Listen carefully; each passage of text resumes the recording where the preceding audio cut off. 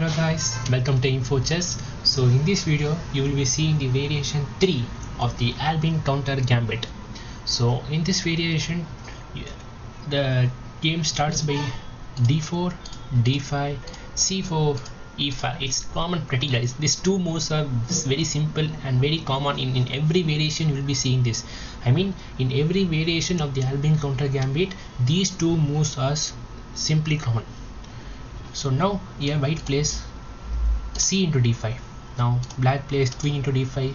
Simple move, knight to c3, attacking the queen at d5 square. Now black simply plays queen into d4, and e into d4, attacking the knight at c3 square. Now white has so many chances. He can either place knight to d1, either place knight to a4, he can either place knight to b5, but he simply places knight to b5. Can you guess why? Because if he places knight to d1 square, that is, if he places knight to d1 square, he doesn't have any square for his development of his knight in future. Only one option is that he can either push his pawn to b3 and or develop the bishop to f4 square or f4 square or g5 square, and then play his knight to b2. So that is why he doesn't play this. He plays knight to b5. Oh, one more thing, you can ask why he can't play his knight to a4 square. Can you guess why he can't play? Simple man, knight to a4 and simply b5 traps the knight, because he can't move his knight to c5 square, because b into c5 is simply losing this piece. He can either not go to c3 square because he's simply losing his piece. That is why he never plays knight to a4 square. So he simply places knight to b5. So now is black's pawn at c7 is very handy. So you can either black can either place bishop to d6 square, or you can make his king to move to d7 or d8. But by playing this king move, he destroys his castling. So that is why he plays knight to a6, the most common move in this variation, defending the pawn at c7 square. Now here the white plays simple, can guess, knight into d4, capturing the free pawn at d4 square.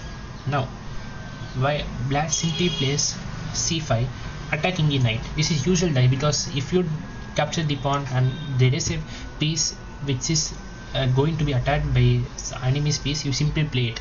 That is why black plays c5, attacking the knight at d4 square. Now he can't move to his knight to b3, because if he simply again plays c4 square, pawn to c4, again he have to move to d4 square. These two moves, these two simple repeating moves of the same piece in the opening is usually not preferred, as you know guys, because as everyone would say, moving the same piece twice or more than twice is usually not prescribed in the opening. So that is why white does not play this. He play after c5, he plays nice knight to b5 square. Now there is no threat. He can simply, now he has threat, but only if black plays his bishop to d7. But he can play, but he doesn't play it. He simply develops his knight to f6. Now again he can play his knight to f3, or instead he can play his pawn to e3, attack, making a square for his bishop. So if he plays bishop to d7, e3, defending this knight, the precious knight, because if he captures, this is very bad move guys. Don't ever give your knight, or you don't ever give your bishop for a knight, because always remember that in an open position a bishop is a very dangerous material, but in a closed position knight is a dangerous piece. So that is why if white simply captures the bishop, and he will enjoy the position, because he had two bishops and a knight. Black has two knights for bishop. Remember, the position is open. If it was closed, I will definitely suggest you guys to capture the knight. But since it is a open position, capturing the knight by a bishop is not best move. So simply he can play black can simply play his bishop to e7 and make his way to his castling king, and simply, as said, white places bishop to c4, and then white castles, black castles, and the game would move on.